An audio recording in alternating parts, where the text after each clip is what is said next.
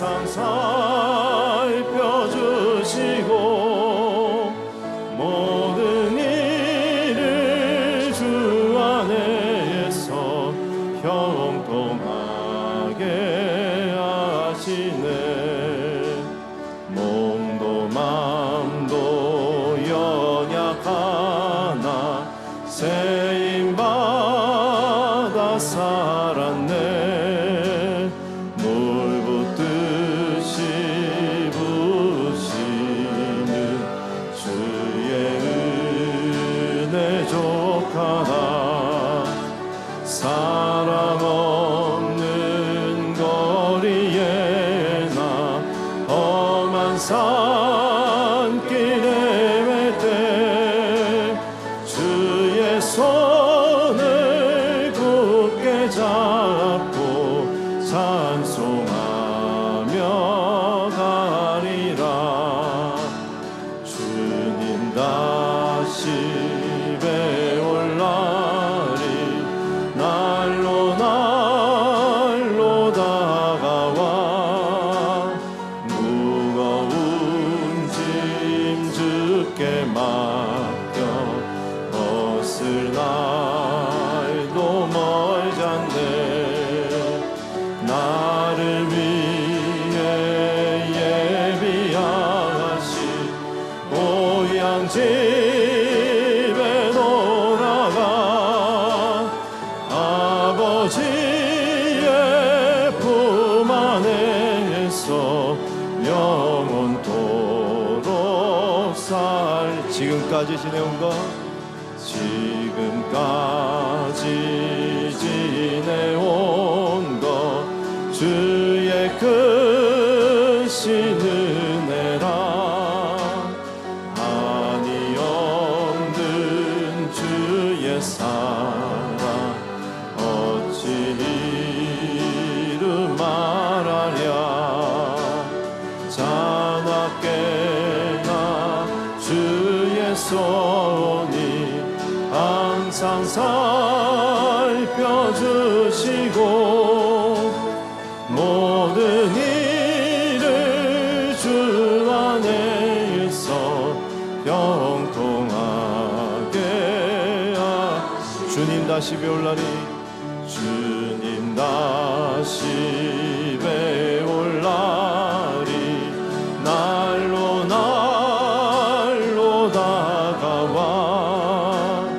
무거운 짐 주께 맡겨 벗을 날도 멀지 않네. 나를 위해 예비하신 고향 집에 돌아가 아버지의 품 안에서 영원토록 살리. 나를 위해 예비하신 나를 위해 예비하신 고향 집에 돌아가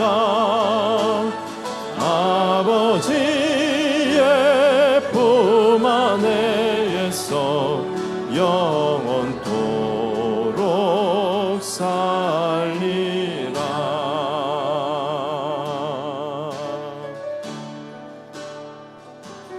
날마다 숨쉬는 순간마다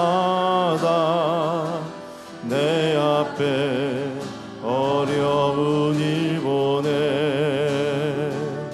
주님 앞에 이 몸을 맡길 때 슬픔 없네 두려움 없네.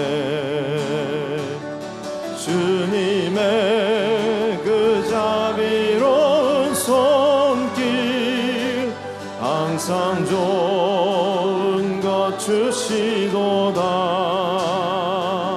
사랑스레 아픔과 기쁨을 수고와 평화와 안식을 날마다 주님 내 곁에 계셔 자비로 날 감싸주시네.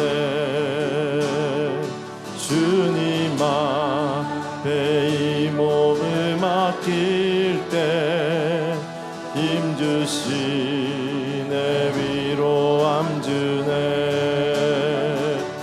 어린 나를 품에 안으시사 항상 평안함 주시도다. 내가 살아 숨을 쉬는 동안 살피시다 약속하셨네.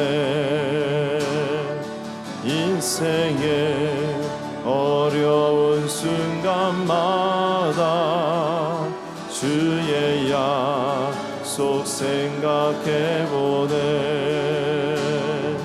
내 맘속에 믿음 잃지 않고 말씀 속에 위로를 얻네. 주님의 도우심 바라보며 모든 어려움 이기도다. 흘러가는 순간순간마다 주님 약속 새겨봅니다. 주님의 그 자비로운 손길, 주님의 그 자비로운 손길, 항상 좋은 것 주시도다. 사랑스레 아픔과 기쁨을 수고와 평화와 안식, 주님의 도우심 바라보며 주님의 도우심 바라보며 모든 어려움 이기도다. 흘러가는 순간순간마다 주님 약속 새겨봅니다.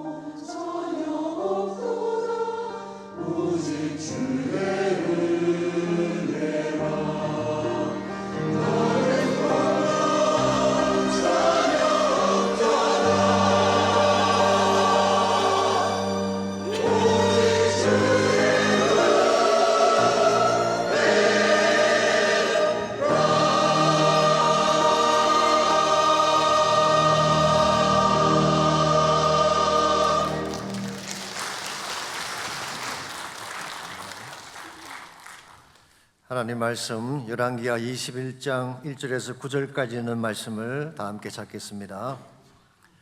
열왕기하 21장 1절에서 9절까지 한 절씩 교독하겠습니다.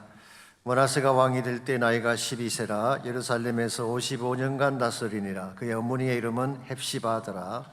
므낫세가 여호와 보시기에 악을 행하여 여호와께서 이스라엘 자손 앞에서 쫓아내신 이방 사람의 가증한 일을 따라서 그의 아버지 히스기야가 헐어버린 산당들을 다시 세우며 이스라엘의 왕 아합의 행위를 따라 바알을 위하여 제단을 쌓으며 아세라 목상을 만들며 하늘의 이를 성신을 경배하여 섬기며 여호와께서 전에 이르시기를 내가 내 이름을 예루살렘에 두리라 하신 여호와의 성전에 제단들을 쌓고 또 여호와의 성전 두 마당에 하늘의 이를 성신을 위하여 제단들을 쌓고 또 자기의 아들을 불 가운데로 지나게 하며 점치며 사수를 행하며 신접한 자와 박수를 신임하여 여호와께서 보시기에 악을 많이 행하여 그 진노를 일으켰으며 또 자기가 만든 아로색의 나스라 목상을 성전에 세웠더라. 옛적에 여호와께서 이 성전에 대하여 다윗과 그의 아들 솔로몬에게 이르시기를 내가 이스라엘의 모든 지파 중에서 택한 이 성전과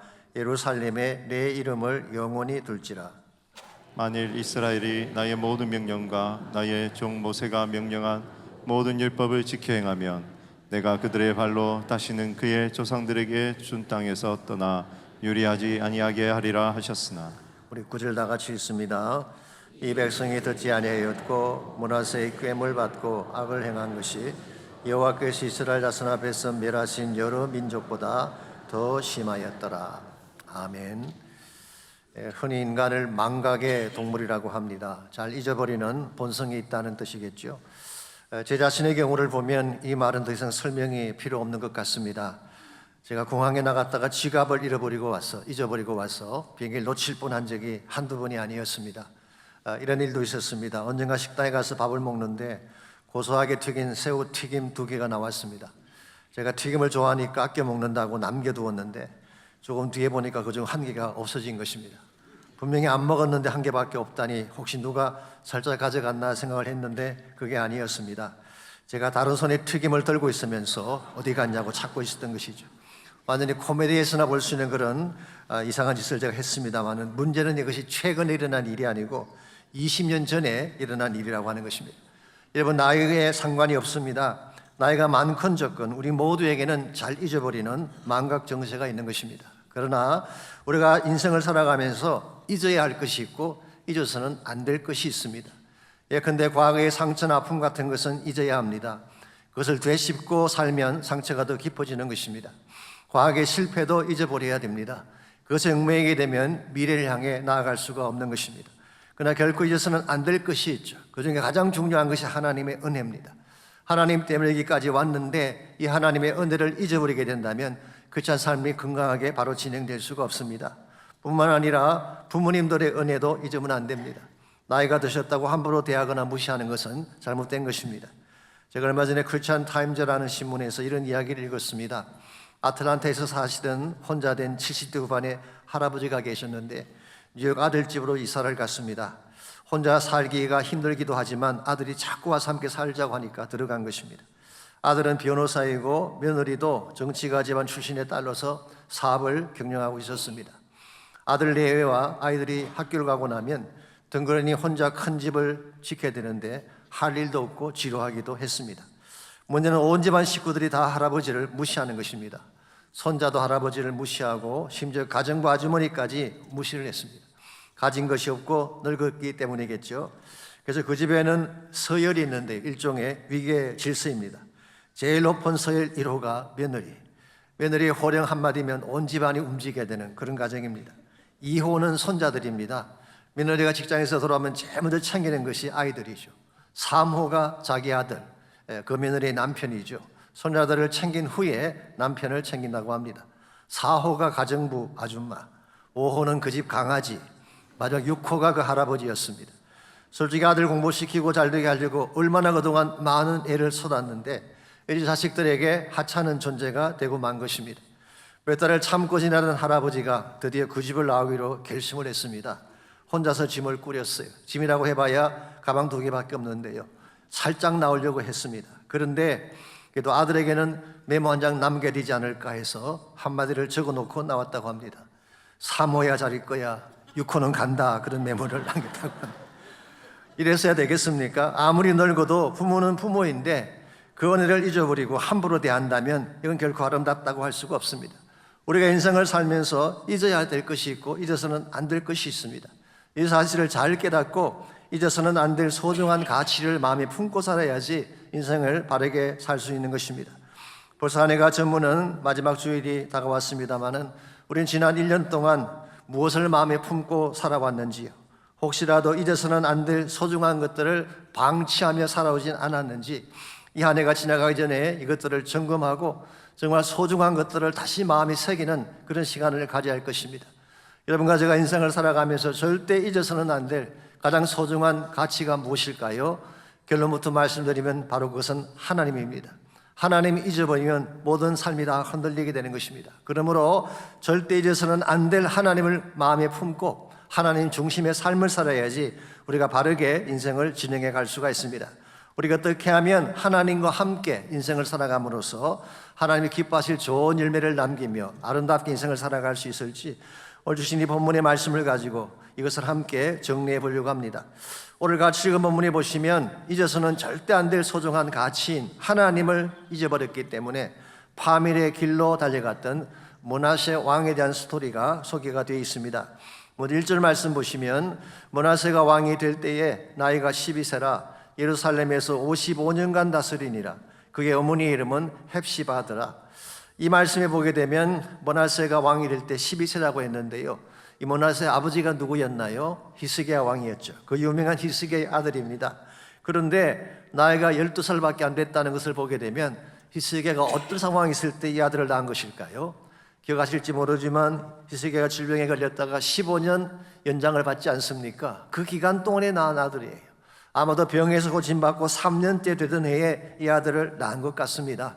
히스기야가 죽었다면 낳지 못할 아들인데 이 아들이 태어났으니 얼마나 애지중지했겠습니까? 그래서 히스기야는 그 아들의 이름을 므낫세라고 지었어요. 므낫세라는 이름의 뜻이 뭘까요? Forgetting, 잊어버림이라는 의미를 가지고 있습니다. 아마도 죽음의 질병과 절망의 아픔을 잊어버리자 그래서 그렇게 이름을 지었던 것 같습니다. 사실은 창세기 보게 되면 이 이름은 일찍이 요셉이 첫 아들을 낳았을 때 지은 이름이죠. 아신 대로 요셉은 애굽에 팔려가서 파란만장한 고난을 겪지 않았습니까? 그런데 불구하고 하나님께서 애굽 땅에서 아들을 낳게 하셨어요. 그때 그 아들의 이름을 므낫세라고 지었습니다. 창세기 41장 52절에 보게 되면 하나님이 내 모든 고난과 내 아버지의 온 집을 잊어버리게 하셨다. 그래서 므낫세라고 지었다고 했어요. 공동번역 성경을 봤더니 이렇게 번역이 되어 있었습니다. 하느님께서 나의 온갖 쓰라림과 아버지의 집 생각을 잊게 하셨다. 이렇게 번역을 해놓았어요. 과거의 모든 아픔, 아버지 집을 향한 모든 쓴뿌리를 잊게 하셨다는 의미에서 므낫세라고 지은 것입니다. 여러분, 과거의 고통이나 아픔 기억은 잊어버리는 것이 좋습니다. 그것을 가슴에 품고 평생을 되짚으며 살게 되면 그것이 또 다른 아픔을 낳는 것입니다. 과거의 아픔은 흐르는 세월의 강에 떠내려 보내야 하는 것입니다. 그러나 그 고통을 통해 얻게 된 교훈까지 버려서는 안 됩니다. 무엇보다 하나님이 개입하셔서 나를 도와주신 하나님의 손길까지 버리게 되면 이건 잘못된 방향으로 가는 것입니다. 그러므로 우리가 은혜를 저버리고 하나님의 곁을 떠나가게 되면 결국 하나님이 기뻐하지 않는 삶을 살 수밖에 없는 거예요. 오늘 본문에서 므낫세가 잘못한 가장 결정적인 이유가 여기 있습니다. 므낫세는 고통만 잊어본 것이 아니라 그 고통을 벗어나게 하신 하나님마저 잊어버린 거예요. 그래서 하나님을 잊어버렸기 때문에 2절에서 6절까지를 보게 되면 이 므낫세가 해서는 안 될 사악한 일을 자행하게 됩니다. 먼저 2절입니다. 여호와 보시기에, 므낫세가 여호와 보시기에 악을 행하여 그랬어요. 실로 오래간만에 들어보는 문구이죠. 그리고 사람들이 보게 되면 히스기야가 헐어버렸던 산당을 다시 세웠습니다. 바알의 제단을 다시 만들고 아세라 목상을 만들고 하늘의 1월 성신을 경배했다고 했습니다. 4절 말씀에 보면은 여호와의 성전에 이방 신의 제단을 만들었고 5절에 보시면은 성전 두 마당 사이에 이 제사장의 뜰과 이스라엘의 뜰 그 사이에 1월 성신을 위한 제단을 쌓았습니다. 6절 말씀 보시면은 자식을 불태워 죽이는 몰록의 제사까지 드렸다고 했습니다. 그리고 순교자의 말씀을 듣기보다는 점치는 자들, 신접한 자들, 박수하는 자들의 말을 들으면서 혼란한 길로 간 것입니다. 한마디로 요약하면 지금까지 히스기야가 애써 쌓았던 영적 개혁을 일시에 다 무너뜨리고 정반대 방향으로 나간 것입니다. 어떻게 므낫세가 이런 일을 행할 수가 있었을까요? 지금까지 그들을 이끌어왔던 하나님을 잊어버렸기 때문에 가능한 행동이었습니다. 솔직히 말씀을 드려서 그들이 잘나서 나라가 굳건해졌나요? 아니죠. 하나님 때문이었습니다. 국력이 강하고 군사력이 뛰어나서 사내립의 군대를 물리쳤나요? 아니죠. 하나님 때문이었습니다. 자기 아버지 히스기야의 죽음의 질병에서 건져내시고 그렇게 해서 태어나게 된 것이 므낫세인데 이와 같은 사건들이 우연히 일어난 행운일까요? 아니죠. 하나님 때문이었습니다. 이와 같이 모든 것이 하나님 때문에 주어진 축복인데 이제 와서 좀 잘 살게 되었다고 하나님을 지워버리게 된다면 패망으로 갈 수밖에 없는 것입니다. 여러분과 저의 삶에는 이와 같은 모습이 없을까요? 다급할 땐 무엇이건 나을 것처럼 메어 달리다가 위기가 지나가고 나면 삶이 안정되고 나면 하나님 없이도 살 수 있는 것처럼 큰 소리치며 살아갈 때가 있잖아요. 대단히 위험한 자세인 것입니다. 우리가 모든 것을 다 가져도 하나님을 떠나가면 남는 것이 없기 때문입니다. 이런 의미에서 하나님을 잊어버림, forgetting God, 하나님을 잊어버리면 어떤 위기보다 더 심각한 위기가 아닐 수가 없습니다.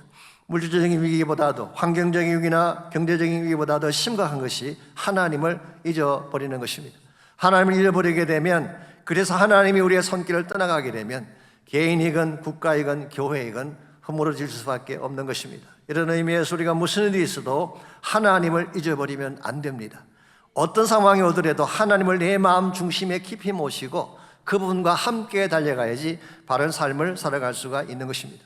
우리가 어떻게 하면 이 땅을 살아가면서 하나님 중심의 삶을 살 수 있을까?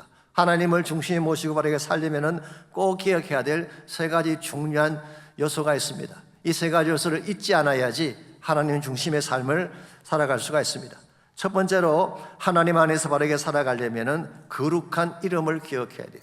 하나님의 거룩한 이름을 기억하지 아니하면 바르게 살아갈 수가 없습니다. 하나님의 이름은 거룩한 이름이죠. 모든 만물, 모든 신들과 구별된 이름이기 때문에 그렇습니다. 여러분 이름 속에는 하나님의 성품이 들어있습니다. 이름은 그냥 이름이 아니에요. 그 안에 캐릭터, 하나님의 성품이 들어있는 거예요. 뿐만 아니라 그 이름 속에는 하나님의 능력이 들어있습니다. 우리가 이 이름을 가슴에 새기고 이 이름을 기억하며 살아갈 때 우리 삶이 아름답고 능력 있게 전개가 되는 것입니다. 그럼에도 불구하고 7절 말씀 보시면은 므낫세는 이 하나님의 이름을 지워버리고 대신 다른 것을 세웠다고 오늘 성경이 밝히고 있습니다. 또 자기가 만든 아루색인 아세라 목상을 성전에 세웠더라. 옛적에 여호와께서 이 성전에 대하여 다윗과 그의 아들 솔로몬에게 이르시기를 내가 이스라엘의 모든 지파 중에서 택한 이 성전과 예루살렘에 내 이름을 영원히 둘지라 그랬어요. 자, 하나님이 예루살렘을 선택한 이유, 그리고 하나님이 그 안에 성전을 짓게 하신 이유가 뭐라는 것입니까? 하나님의 이름을 그곳에 두어서 영원히 기념하기 위함이라고 했어요. 실제로 열왕기상 9장 3절을 보면 솔로몬이 성전 건축을 완공했을 때에 하나님이 솔로몬에게 하신 말씀이 이렇게 기록이 되어 있습니다. 여호와께서 그에게 이르시되 내 기도와 내가 내 앞에서 간구한 바를 내가 들었은즉 나는 내가 건축한 이 성전을 거룩하게 구별하여 내 이름을 영원히 그곳에 두며 내 눈길과 내 마음이 항상 거기 있을 것이다. 하나님이 성전을 지으신 후에 그 성전 안에 하나님의 이름을 새겨두셨대요. 그리고 그 성전 안에 나의 눈과 내 마음을 두어서 항상 너희들을 지켜보며 너희들에게 도움을 주리라 그렇게 말씀하셨어요. 그렇기 때문에 이 성전이라고 하는 것은 하나님의 이름이 있는 곳, 하나님이 임재하시는 곳이기 때문에 다른 무엇으로도 대체할 수가 없는 것인데 오늘 본문 말씀에 하면은 므낫세는 뭘 했다는 것입니까? 이 성전 안에 아세라 목상을 세운 것입니다. 이 아세라라고 하는 이 우상은요, 바다의 신을 말합니다. 풍요의 신이라고 하기도 하죠. 이 바알을 낳은 신이 바로 아세라입니다. 그래서 이스라엘 백성들이 가장 많이 섬겼던 것이 바알과 아세라 목상을 섬겼죠. 이와 같이 하나님의 이름이 있는 그곳에 그들은 하나님의 이름을 빼버리고 풍요의 신, 바다의 신, 이방 신을 거기에다가 세우게 된 것입니다. 이것이 사실은 므낫세가 범했던 가장 사악한 죄라고 할 수가 있습니다. 하나님의 이름은 사라지게 되고 대신 풍요의 신만이 성전 안에 있다면 어떻게 그 영성이 바르게 진행될 수가 있겠습니까? 이번 하나님의 성전은 하나님의 이름을 부르는 곳입니다. 무슨 문제가 있더라도 그게 나가서 부르짖게 되면 하나님께서 다 들어주시고 하나님의 역사를 우리에게 허락해 주시는 것입니다. 그 좋은 예가 역대하 7장 13절에서 16절에 기록되어 있죠. 홍내가 하늘을 닫고 비를 내리지 아니하거나 혹 메뚜기들에게 토산을 먹게 하거나 혹 전염병이 내 백성 가운데에 유행하게 될 때에, 쉽게 말하면 최악의 위기가 왔을 때 그런 뜻입니다. 정말 하늘이 닫혀서 기근이 찾아오고 이 메뚜기 떼들이 모든 농작물을 다 먹어버리고 그리고 팬데믹 같은 전염병이 온 땅을 덮어버릴 때가 왔을 때에 뭘 하라는 것입니까? 우리 힘으로는 그 문제를 해결할 수가 없는 것입니다. 그때에 우리 역대하 7장 14절에 보게 되면 내 이름으로 일컫는 내 백성이 그들의 악한 길에서 떠나 스스로 낮추고 기도하여 내 얼굴을 찾으면 내가 하늘에서 듣고 그들의 죄를 사하고 그들의 땅을 고칠지라. 이제 이곳에서, 즉 성전이죠, 이곳에 사는 기도에 내가 눈을 들고 귀를 기울이리니 이는 내가 이미 이 성전을 택하고 거룩하게 하여 내 이름을 여기에 영원히 있게 하였습니다. 내 눈과 내 마음이 항상 여기 있으리라.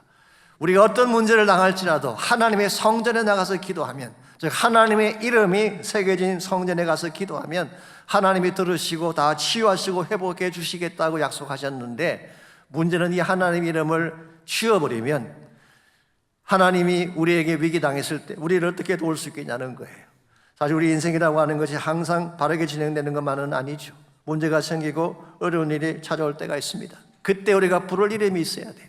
하나님의 이름을 부르게 되면 하나님의 이름의 능력으로 우리를 건져내 주시고 구원해 주시는 것입니다. 그런데 우리가 만일의 경우에 풍요의 신인 이 아세라를 부르고 바알을 부름으로써 하나님이라는 이름을 지워버리게 된다면 우리 인생은 파멸로 갈 수밖에 없고 하나님이 기뻐하지 않는 모습을 살아갈 수밖에 없는 것입니다. 이런 의미에서 가장 중요한 것은 하나님의 이름을 지워버리지 아니할 때에 개인의 삶이든 국가의 삶이든 교회의 사역이든 바른 방향으로 나아가게 되는 것입니다.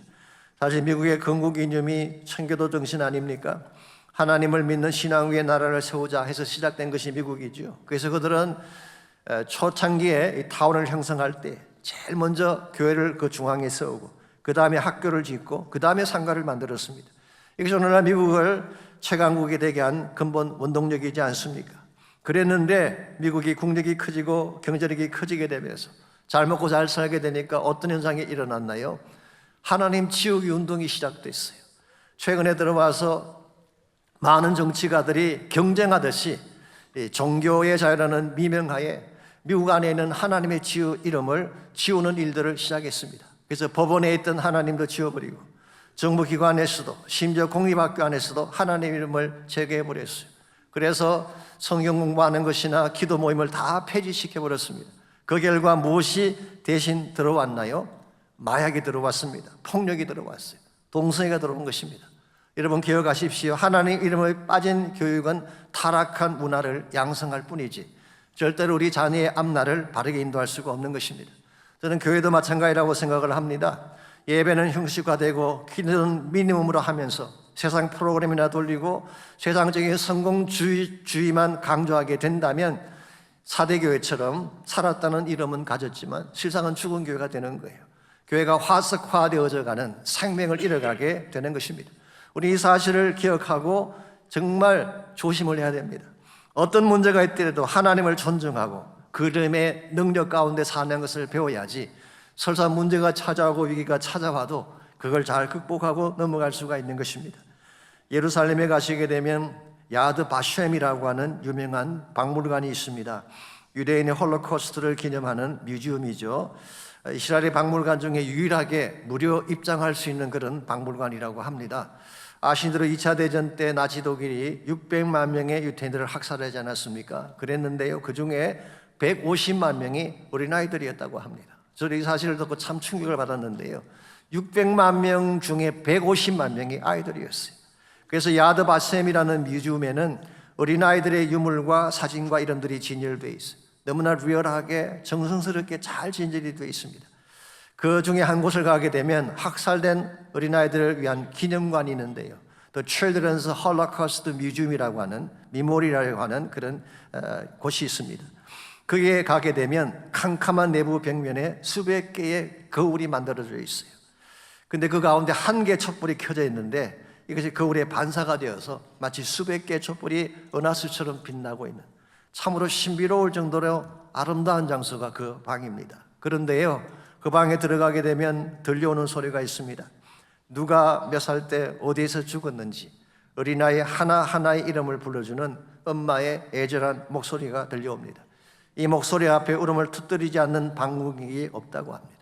이 기념관은 자신의 아이를 잃어버린 어머니 한 분이 전 재산을 틀어서 세운 것이라고 합니다마는 왜 이와 같은 기념관을 세웠을까요? Forgive but not forget. 용서는 하되 절대 잊어버리지 말라고 하는 이 사실을 고취하기 위함입니다. 여러분, 야드 바셈이라는 이름이 어디에서 온 것일까요? 성경에서 왔습니다. 이사야 56장 5절에서 온 것입니다. 내가 내 집에서, 성전이죠, 내 성 안에서, 예루살렘이죠, 내가 내 집에서 내 성 안에서 아들이나 딸보다 나은 기념물과 이름을 그들에게 주며 영원한 이름을 주어 끊어지지 아니하게 할 것이다. 여기 보시게 되면 기념물과 이름, memorial and name, 혹은 기념의 이름이라는 단어가 나오는데요, 이것이 히브리 말로 야드 바셈인 것입니다. 이런 의미에서 오늘 이 말씀을 통해 그들에게 던지는 메시지는 이런 것입니다. 비록 너희가 아들, 딸들을 잃어버렸지만 너무 슬퍼하지 말아라.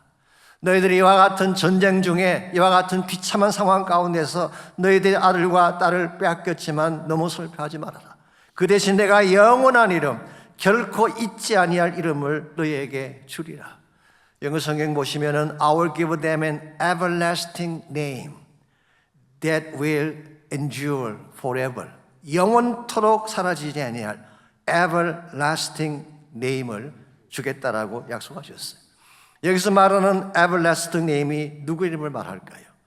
아이들 이름이 아닙니다. 하나님 이름을 말하는 것입니다. 세상은 너희들에게 비극을 안겨주었지만 그러나 나는 내가 준비한 나의 영원한 이름을 너희에게 주리라. 이 이름과 함께 남은 생애를 달려가라고 격려를 하신 것입니다. 그래서 그들은 이와 같은 것을 잊지 않기 위해 야드 바셈이라고 하는 기념관을 세우고 지금도 그들은 이 기념관을 통해 그 정신을 고취하고 있습니다. 어쩌면 이것이 이스라엘 민족을 그 숱한 고난에도 불구하고 무너지지 않게 만들었던 이유일 수도 있습니다. 여러분과 제 삶도 동일합니다. 항상 고요하고 편안한 삶만 있으면 좋겠지만 그렇지 않을 때가 있죠. 요동칠 때가 있습니다. 억울한 사건들이 일어날 때가 있죠. 그때 여러분이 불러야 될 이름이 있어야 돼요. 바로 그 이름이 하나님의 이름입니다. 능력이 필요하신 분들 엘샤다의 이름을 부르십시오. 전능하신 하나님의 이름을 도와주실 거예요. 승리가 필요하신 분들 여호와 니시의 이름을 부르십시오. 하나님이 승리의 깃발을 여러분에게 안겨주실 것입니다. 위로가 필요하신 분들 엘로의 하나님을 부르십시오. 나를 감찰하시고 내 아픔의 소리를 들으시는 하나님, 이 하나님 바라볼 때 위로가 주어지는 것입니다. 치유가 필요하신 분들 여호와 라파 이름을 부르게 되면 질병이 떠나가고 고침 역사가 일어나는 것입니다. 하나님의 이름 안에 모든 능력과 모든 치유와 모든 회복이 다 들어있기 때문에 아무리 세상이 척박하고 험악해도 이 이름을 간직하고 사는 인생은 결단코 흔들리지 않습니다. 그 이름의 능력 안에서 승리할 수 있게 되는 것입니다. 그러므로 남은 생에 여러분 모두가 하나님 이름을 가슴에 새기고 그 이름의 능력으로 살아가시기를 축원합니다. 두 번째로 하나님 안에서 바르게 살려면은 언약의 말씀을 기억해야 됩니다. 언약의 말씀을, 하나님이 우리와 언약을 체결하시고 주신 약속의 말씀들이 있죠. 이 말씀들을 기억할 때 이 말씀이 우리를 바른 길로 인도하시고 우리를 보호해 주게 되는 것입니다. 8절 말씀 보겠습니다. 만일 이스라엘이 나의 모든 영광과 나의 종 모세가 명령한 모든 율법을 지켜 행하면 내가 그들의 발로 다시는 그의 조상들에게 준 땅에서 떠나 유리하지 아니하게 하리라 하셨으나, 여기 보시면은 나의 모든 명령과 나의 종 모세가 명령한 모든 율법이라는 단어가 나오죠. 이것은 한마디로 말하면은 하나님 이스라엘과 언약을 체결하시며 주신 언약의 말씀을 말하는 것입니다. 하나님이 이스라엘과 언약을 체결하지 않았더라면 이 말씀을 주실 이유가 없죠. 이 말씀은 필요가 없는 것입니다. 그런데 언약의 백성이 되었기 때문에 언약의 백성답게 살게 하기 위해 주신 것이 바로 하나님의 말씀, 율법의 말씀이 되는 것입니다. 그러므로 하나님이 이스라엘 백성에게 주신 율법은 그들을 속박하고 얽매려고 주신 게 아니에요. 악한 이방 문화로부터 그들을 보호하고 가나안 땅에서 풍성한 삶을 살라고 주신 것이 바로 하나님의 말씀이었습니다. 실제로 하나님의 말씀 속에는 하나님이 주기를 원하시는 모든 축복이 다 담겨져 있습니다. 만일 이스라엘 백성이 그렇게 말씀대로만 살았더라면 더 이상 유리방황하지 않고 약속의 땅에서 평강 속에 살았을 것인데, 문제가 무엇인가요? 9절 말씀 보겠습니다. 이 백성이 듣지 아니하였고 므낫세의 꾀을 받고 악을 행한 것이 여호와께서 이스라엘 자손 앞에서 멸하신 여러 민족보다 더 심하였더라. 하나님은 모든 축복을 주시기 위해 말씀을 주셨는데 그들은 이 말씀을 듣지 않고 리젝트한 것입니다. 그 대신에 므낫세의 꾀에 넘어갔다고 했습니다. 므낫세의 꾀이 무엇을 의미하는 것일까요? 하나님 말씀의 길을 버리고 아수르의 길을 따르자고 하는 유혹이었습니다. 쉽게 표현하면 세상 방식대로 살자는 거예요. 뭐 때문에 진리를 이야기하고 바른 길을 이야기하느냐, 쉽게 살자, 그런 유혹에 넘어간 것입니다. 오늘 우리 주변에도 이와 같은 유혹이 많이 있죠. 말씀이 밥 먹여주냐, 쉽고 적당히 타협하며 살자, 이런 유혹들이 많이 있잖아요. 여기에 넘어가게 되면 사탄의 수정으로 떨어지게 되는 것입니다. 그런데 이 말씀을 가슴 속에 새기고 말씀대로 살게 되면 하나님이 어떻게 하실까요? 우리 인생의 앞날을 보장해 주시고 진정한 차원의 형통을 주시는 거예요. 그래서 여호수아 1장 7절과 8절에 보게 되면 하나님이 여호수아에게 주신 약속의 말씀이 이렇게 기록이 되어 있습니다. 오직 강하고 극히 담대하여 나의 종 모세가 내게 명령한 그 율법을 다 지행하고 우러나 좌로나 치우치지 말라. 그리하면 어디로 가든지 형통하리니 이 율법책을 내 입에서 떠나지 말게 하며 주야로 그것을 묵상하여 그 안에 기록된 대로 다 지행하라. 그리하면 내 길이 평탄하게 될 것이며 내가 형통하리라. 아시지만 이 말씀은 여호수아가 어떤 상황에 있을 때 주어진 말씀인가요? 가나안 전쟁을 앞두고 두려움 가운데 있을 때 주신 말씀이에요. 아시는 대로 가나안 안에는 가나안 7족이라고 하는 강한 민족들이 기다리고 있습니다. 그들을 제거시켜야지 땅을 정복할 수가 있는 것입니다. 그런데 지금 여호수아는, 모세는 세상을 떠나버렸고 본인이 이제 리더가 됐는데 그 엄청난 과제를 앞에 놓고 어찌 두렵지 않을 수가 있겠어요? 그때 하나님이 주신 약속이 이것입니다. 좌로나 치우치지 말고 세상 따라 살지 말고 말씀대로 해보라는 거예요. 그러면 내가 너에게 형통을 줄 것이다. 이게 성경이 말씀하고 있는 참된 말씀의 축복의 내용인 것입니다. 여러분과 제가 건강하고 바른 크리스찬 삶을 살아가려면 말씀의 길을 따라야 되는 것입니다. 우리 인생 앞길에도 가나안 7족이 있죠. 우리는 원하지 않지만 언제 갑자기 찾아와 우리를 공격할 수많은 대적들이 기다리고 있습니다. 그럼에도 불구하고 그들에게 눌리지 아니하고 그들을 쳐서 무찌르고 바르게 진행해 가려면 말씀이 필요한 것입니다. 이 말씀 속에 여러분과 제가 필요로 하는 모든 것들이 다 들어있기 때문에 말씀 붙들고 살게 되면 반드시 이길 수가 있고 형통할 수가 있는 거예요. 마이크 맥킨토시가 쓴 책 중에 성경과 사랑에 빠지라고 하는 책이 있습니다. 그 책에 보게 되면 톰 행스가 주연했던 Cast Away라고 하는 영화에 대한 이야기가 나옵니다. 아시는 분 아시겠지만 페덱스 직원이었던 주인공이 비행기가 추락하는 바람에 무인도에 떨어져서 살게 되죠. 말할 대상도 없고 연락할 곳도 없고 도움을 청할 곳도 없는 모든 것이 단절된 곳이 무인도였습니다. 그런데 거기서 한 5년을 살다가 천신만고 끝에 구출되어서 나온다는 이야기죠. 영화의 마지막 장면이 이렇게 되어 있습니다. 겨우 살아서 자기 집에 돌아왔더니 부인은 자신이 죽은 줄 알고 다른 남자와 결혼해 사는 것으로 영화가 끝나지 않습니까? 참으로 얄팍한 여인의 심정. 아쉬운 것은 결말을 영화가 적고 있습니다만은, 그런데요, 몇 년 전에 슈퍼볼 광고에서 이것을 패러디해서 다음과 같은 영상을 제작해 방영한 적이 있습니다. 주인공이 소포물 하나를 들고 집을 찾아갔습니다. 그때 여자가 나오죠. 그때 그 소포물은 자신이 무인도에 있는 동안에 5년 동안 이 여인에게 전달하기 위해 뜯어보지 않고 그대로 간직했던 것이다 라고 하면서 그 여인에게 그 소포를 전달합니다. 그러고 나서 그 주인공이 궁금해서 물었어요. 그 여자한테 도대체 그 안에 무엇이 들어있느냐고 물었더니 여자가 대답을 했습니다. 별것 아니에요. 그냥 이멀전스 패키지라고 해서 그 위성 셀폰 하나하고 위치 추적기, 나침판, 정수기, 그 시안 몇 개라고 대답을 합니다. 사실은 비참한 무인도 생활을 벗어나게 할 모든 것이 뜯지 아니한 소포 안에 다 들어있었던 것인데 그것을 뜯기만 했더라면 무인도에서 그렇게 오랫동안 고생할 필요가 없었는데 그것을 뜯어보지 않았기 때문에 5년 동안 모진 고통과 아픔을 겪게 된 것입니다. 마이크 맥킨타시는 그 뜯지 아니한 소포 이멀전시 패키지를 성경이라고 소개를 했습니다. 여러분, 성경 안에는 어떤 위기가 찾아오든 다 해결할 수 있는 해답이 준비가 되어 있습니다.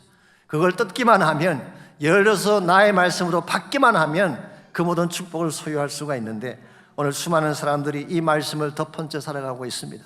말씀 없이 살다 보니까 문제가 생기면 당황하게 되고 무모한 고난의 과정을 통과해야 되는 것입니다. 그러나 말씀의 이 장을 열게 되면 그 안에 하나님이 준비하신 해답이 있어요. 그 해답을 붙잡아야지 바라는 인생을 살 수가 있는 것입니다. 이런 의미에서 여러분 모두가 다가오는 새해는 말씀과 함께 달려가시기를 축원합니다. 말씀을 순종하며 살아가 보십시오. 여러분이 행하지 못할, 이루지 못할 사역이 이루어지게 되고 놀라운 형통의 결과가 주어질 것입니다. 이와 같이 여러분과 제가 하나님 안에서 바르게 살아가려면 1차적으로는 하나님의 이름을 새겨야 돼요. 하나님의 이름 없이는 우리는 한순간도 살 수가 없습니다. 둘째로 말씀을 품고 살아가야 됩니다. 그때 우리에게서 죄의 유혹이 떠나가게 되고 인생의 바른 길을 찾게 되고 모든 문제의 해답을 우리가 누리게 되는 것입니다. 마지막 세 번째로 우리가 하나님 안에서 바르게 살아가려면 베푸신 은혜를 기억해야 돼요. 하나님의 은혜를 기억해야지 우리가 바르게 살 수가 있는 것입니다. 오늘 본문에서 므낫세의 악행을 정리해 보면요, 우상을 섬기고 성전을 회파했다고 했는데요, 여기서 끝나지 않습니다. 16절을 보시면요, 그것 외에도 또 무죄한 자의 피를 심히 많이 흘려 예루살렘 이 끝에서 저 끝까지 가득하게 했다고 했어요. 므낫세는 단순히 우상 섬기고 성전 회파하는 것으로 끝나지 않고 무고한 사람들의 피를 흘린 거예요. 여기서 무고한 사람의 피라고 하는 것은 무고한 선지자들을 처형한 죄를 말하는 것입니다. 그래서 유대인들의 전승에 의하면 므낫세가 처형했던 선지자들 중에 이사야가 포함되어 있습니다. 이사야는 톱으로 켜서 두 동강에게 나서 순교했다고 기록을 하고 있어요. 그래서 히브리서 11장 37절에 보게 되면 믿음 때문에 죽은 영웅들을 나열할 때 돌로 치는 것과 톱으로 켜는 것과, 이게 이사야의 케이스예요. 시험의 칼에 죽는 것을 당하고 라고 표현한 것입니다. 한마디로 요약하면 므낫세는 그냥 죄인이 아닙니다. 극악무도한 죄인, 도저히 용서할 수 없는 최악의 죄인이 바로 므낫세였습니다. 이러한 므낫세가 용서받을 수 있을까요? 수많은 사람들의 피를 흘리게 하고 하나님을 대적하고 우상숭배에 앞장섰던 이 므낫세 같은 인생이 과연 용서받을 수 있을까요? 우리 인간의 생각으로서는 불가능합니다. 근데 하나님께는 가능했어요. 이 므낫세가 정말 악한 죄를 지었던 므낫세가 회개했을 때 하나님이 용서한 사실이 성경에 기록이 되어 있습니다. 역대하 33장 10절에서 13절까지를 보게 되면 이렇게 되어 있어요.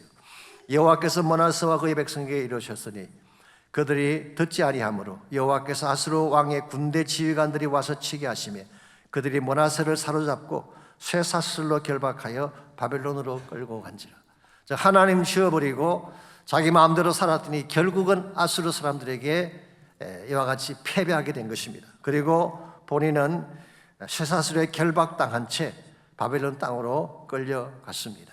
하나님 떠나면 이렇게 되는 거예요. 최악의 상황으로 떨어지게 된 것입니다. 그때에 므낫세가 무엇을 했을까요? 12절 13절입니다.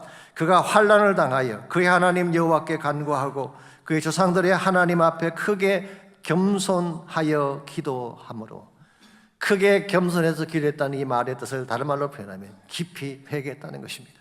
그때 하나님이 그의 기도를 받으시며 그의 간구를 들으시고 그가 예루살렘에 돌아와 다시 왕위에 앉게 하심에 므낫세가 그제서야 여호와께서 하나님이신 줄 알았더라. 지금까지 잊어버렸던 그 하나님, 그래서 자신의 인생에서 지워버렸던 그 하나님을 므낫세가 다시 되찾은 것입니다. 그리고 하나님 앞에 자신의 죄악을 토해내며 기도했을 때 하나님은 용서하시고 그에게 새 삶을 허락해 주신 것입니다. 이것을 우리는 은혜라고 부르는 것입니다. 므낫세를 용서한 하나님, 최악의 악한 위치까지 내갔던 므낫세를 하나님이 용서하셨다면 하나님 앞에 용서받지 못할 죄는 없는 것입니다. 이런 의미에서 우리에게 가장 중요한 것은 은혜입니다. 솔직히 말씀을 드리면 므낫세만 악한 죄를 지었나요? 여러분과 저는 므낫세가 아니었나요? 우리도 하나님 앞에 악질적인 죄를 많이 지었어요. 하나님 마음을 아프게 한 적이 많았습니다. 그래도 불구하고 하나님은 우리가 돌이키기만 하면 마치 지었던 모든 죄가 없는 것처럼 취급하시고 우리를 용서하시고 새 삶을 허락해 주시는 거예요. 이 은혜를 여러분이 알아야지 인생을 바르게 살 수 있다는 거예요. 가끔 보게 되면 본인이 하나님께 드린 작은 헌신은 끝까지 기억을 하면서 하나님 은혜는 망각하며 살아갈 때가 참 많습니다. 그런데 참으로 성숙한 크리스찬은 그렇게 하지 않습니다. 하나님 은혜 앞에 항상 고개를 숙이는 것입니다. 세상 많은 것들을 헌신하고 희생했다고 할지라도 자랑이 없습니다. 왜냐하면 하나님이 주신 은혜에 비교하면 내가 드린 것은 아무것도 아니기 때문에. 이 사실을 누구보다 잘 인식하고 깊은 고백을 드렸던 분이 바로 사도 바울입니다. 그는 로마서 1장 14절에서 고백했죠. 나는 빚진 자라. I am debtor. 아시지만 사도 바울만큼 하나님께 헌신한 사람이 어디 있겠어요?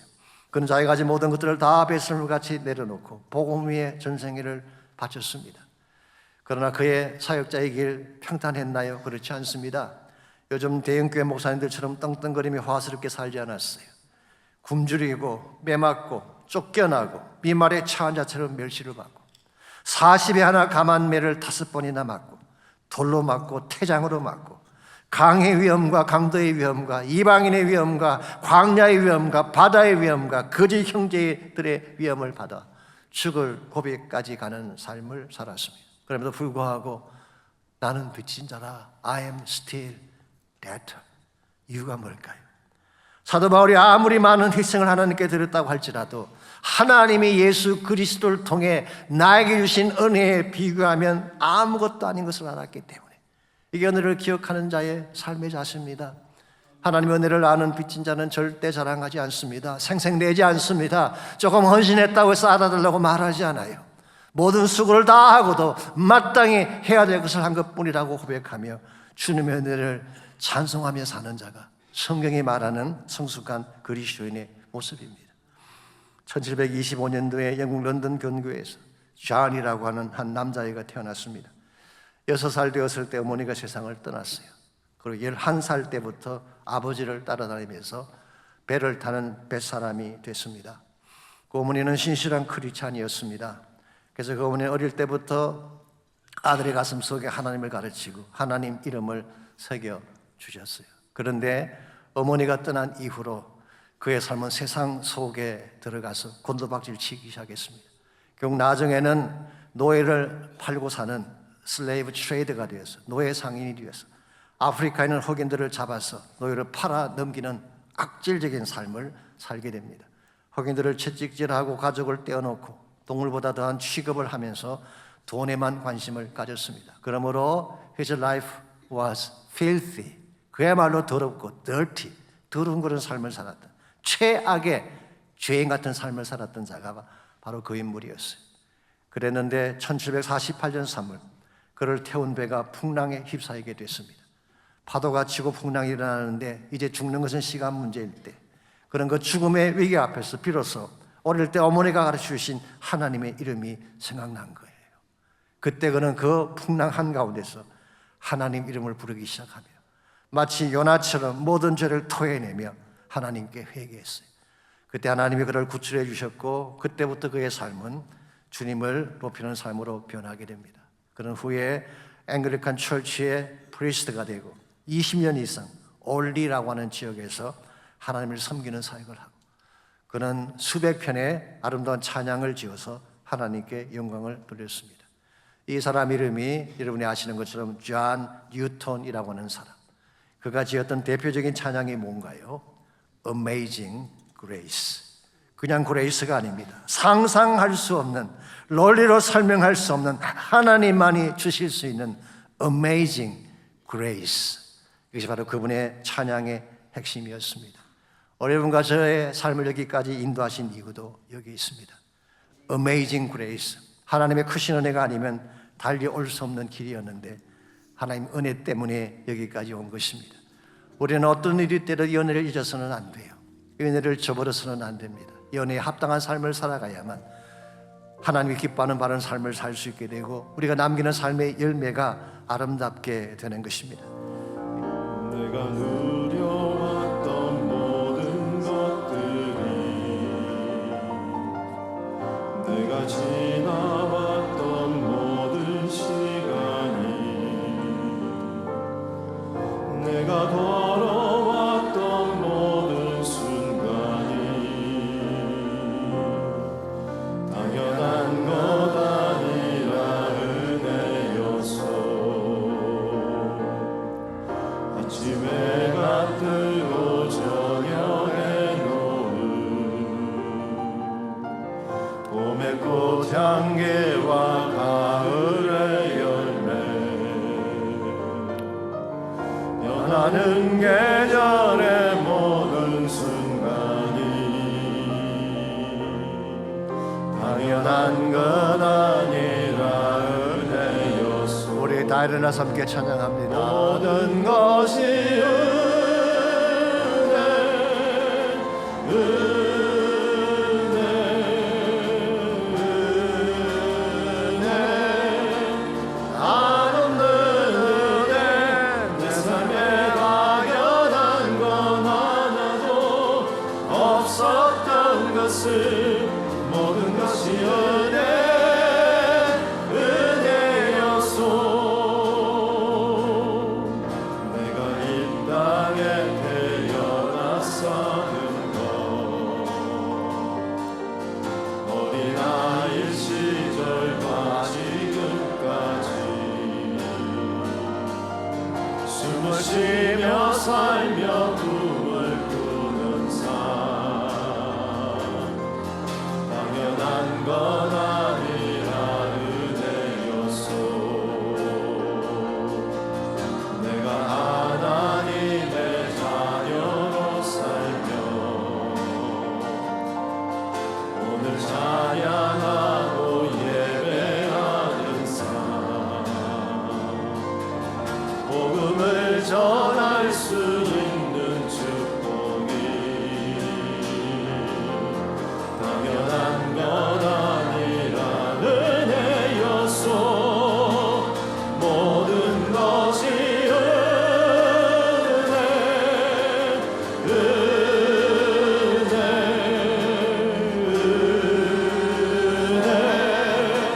한없는 은혜 내 삶에 당연한 건 하나도 없었던 것을 모든 것이 은혜였소.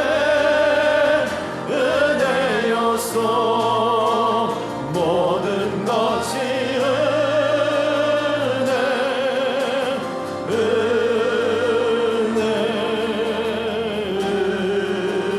은혜 한없는 은혜 내 삶에 당연한 건 하나도 없었던 것을 모든 것이